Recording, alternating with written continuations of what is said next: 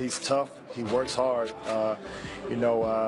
His quickness, his speed, you know what I'm saying? He's going to continue to get better, but, working the pick and roll, getting downhill, being able to make the decisions for himself to finish or, bigs or making the right play. So he's been doing a good job here in Summer League, and I think he's just going to continue to get better. Just going out there and giving it everything I got when I'm on the floor, and I give 110%, then I feel like I'm at least trying to get good results most of the time. Colin averaged only 20 points and 4 assists a game in his 7-game Las Vegas stint, being in constant attack mode, just as his college coach Avery Johnson had predicted. His current head coach, Ty Lue, can't wait to establish that bond. He just told me that he's going to teach me because I don't know everything, and I just want to come in and listen so I can be the best player I can be. So. Just his presence, you know what I'm saying? Like, he's out there, he's competing, he's playing hard every second, and you can just see it when he plays. I want Colin Sexton with his hands on the ball. Do or die for Bama. Must win to make the NCAA tournament. Sexton got it! He got it! He got it! The young bull, as he quickly became known in high school, carried that mentality right to Tuscaloosa, leading the Crimson Tide back to the NCAA tournament. But his on-floor mantra belies who he really is. On the court, I'm totally different, but off the court, I'm chill. But on the court, when you're in between those lines, no friends, it's either win or try to win. That's about it. Colin Sexton. He's doing everything. Yes, he is. Here's assist number 3. Gets in. It's the defender on his back and finds Jetty Osmond again. What's clear is this 19-year-old just loves to play basketball. And the fact his brother and sister have supported him his entire life has sort of spawned that love for the game. We have a great relationship, talking to him every day, at least like 3 times a day. So I would say that relationship is big, just so you know, like, people are back and supporting you no matter what. So next up for Team Sexton, 2 months of very hard work to get ready for a rookie season that will be coming fast. I'm Fred McLeod, Cavs.com.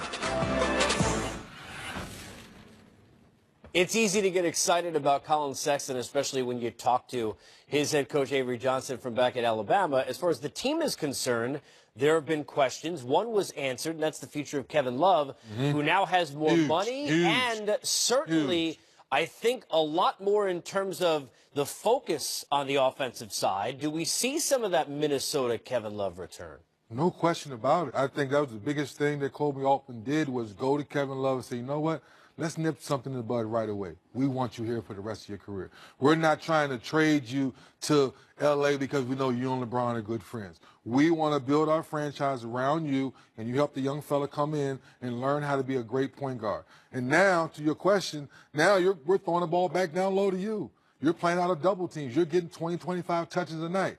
Now it's the J.R. Smiths, and now it's Shannon Fry they signed, another good friend of his. So now you're bringing a big guy like Shannon Fry. He's a stretch 5. Now Kevin Love's down low. Now the double team, he's taking out to another shooter. So it'll be interesting to see how Ty Lue tweaks the offense, and Kevin Love's the featured guy. It's also going to be interesting to see how all of these pieces and these contracts they have worked together.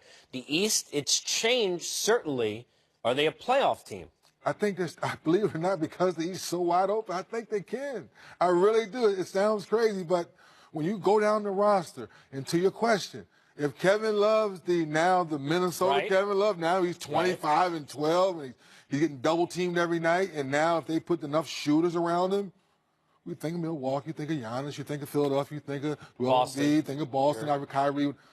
Why not Kevin Love and JR and a few more pieces? Why not? So it's like John Wall now with Dwight Howard. It's like until someone shows me, why not? It's going to really need to be Believe Land this year. No question about it, yes. And yes, make sure y'all show up so they can believe. It's going to really, really need to be Believe Land this year. We've got more coming up as we get you at the buzzer. The WNBA festivities for All-Star were fantastic in Minnesota, and the hometown girl took it home. We'll come back. We've got more after this. Basketball mini camp out in Vegas.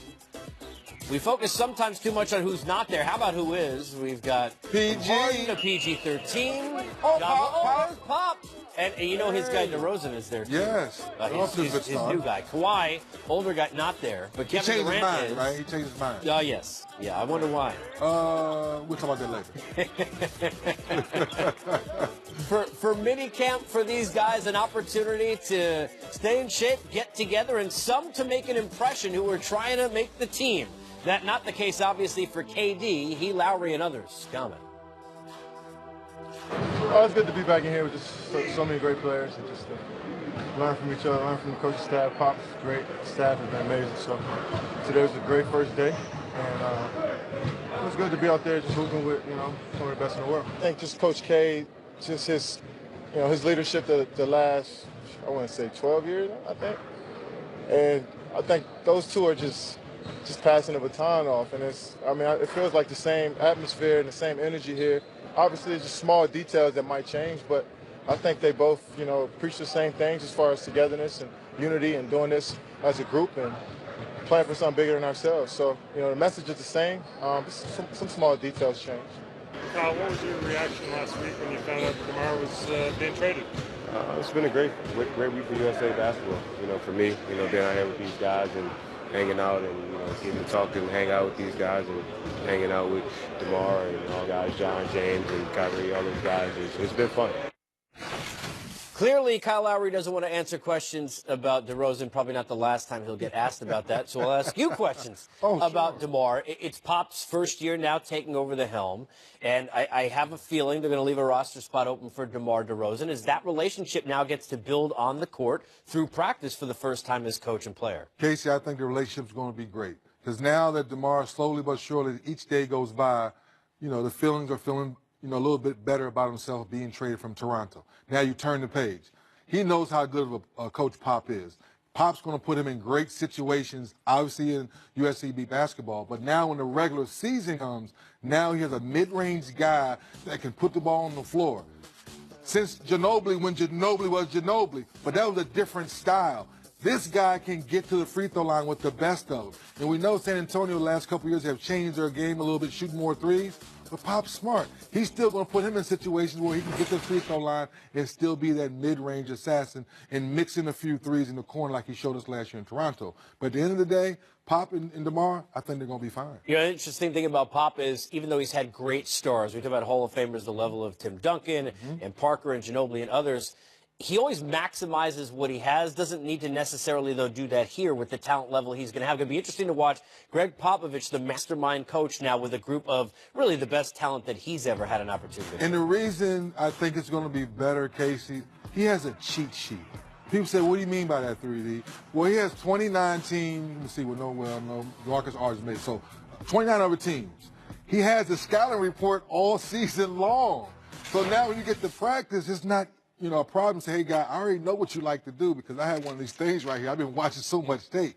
That's going to be a positive factor. What type of offense you put in, what style of play you can do for these guys because you know their tendencies. All right, it went from LeBronto, because LeBron used to beat the Raptors all the time, to now it's Kawhi's Canada, I guess, at this point. Kawhi's He's Canada. got 1 year for them to sell him on staying. We saw PG-13. He did, even though people didn't think he would, and he would go to L.A. How about the relationship as now you've had some time to let it soak in, the fact that Kawhi's going to Toronto? We were joking about the other day, Casey, is how do you, when you go on road trips, how do you make your road trips a little bit longer?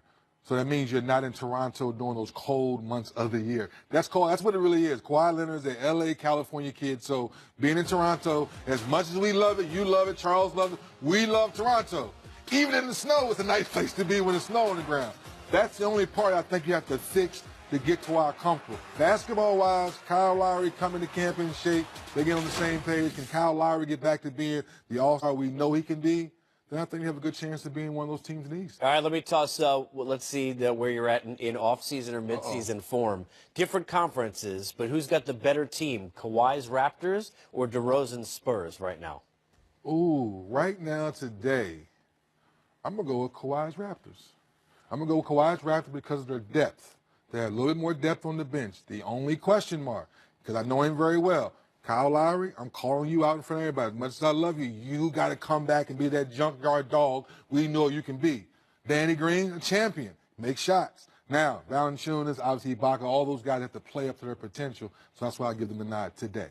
All right, you still got your form. Hey, you know who else does? The signature on the check that will get Clint Capella a lot of money. Hey, Good Clint, form. take us out to eat. 5 years, $90 million, and so understated how important he is specifically to the MVP and James Harden. And you talk about the chemistry, for example, coach-player, Popovich and DeRozan. How about from a teammate standpoint and the necessity of having Harden be back with Capella now the next number of years? We've been talking about the last 2 years. As much as we love Chris Paul going there and Melo and all these great things, but if you don't have Clint Capella being in the middle, doing what he does best, set screens, and 99.9% of the time he rolls to the rim and either gets an alley-oop, dunk, or layup. That other point, he's learned now to put the ball on the floor, 1 or 2 dribbles, and make that other pass to the other side of the floor. That gives the whole defense, on the opposing defense, now on their heels, because now is he rolling or is he setting someone up on the other side of the floor? So Houston Rockets, you're getting back, big-time deal. You know, you look at the Rockets now, and do you look at them as a better team? In one sense, you would say, well, another year of these guys playing together. They seem to leave and say to themselves, hey, if Paul doesn't get injured, maybe we beat Golden State. But you lose a lot of defense and a lot of that grit when you think about Ariza and Bamute moving on. No offense to Melo, but not necessarily bringing defense back in that kind of a transaction. So you want me to get mid-season for him already? Yeah, man. You want me to do that? Come on, that's what they told me. It's real simple. Will Melo, Chris Paul, and James Harden first all be on the same page? So if you listen to some of Melo's comments recently, he never really felt he fit in, and no one was saying, hey, Melo, over here. Hey, Melo, get here. Get back there, Melo. I think Chris Paul will do that for him to make him feel comfortable. Now, you turn the page. All that defense left. Will Melo play 3? Will he play more 4? I think he needs to play more 4. Now you can move P.J. Tucker to the 3. Now you're still solid. If Melo buys into that end of the floor, I think Houston can still be positive. It's going to be a big question to see whether or not their defense, which was as big a reason as any, they had a chance to beat Golden State, whether or not it's the same. Yes. The Cavs, they're not going to be the same. That's not like an if. It's, they're not going to be the same. But they do have this, the point guard of the present and future in Colin Sexton. You'll get to know him better on the other side here in Game Time.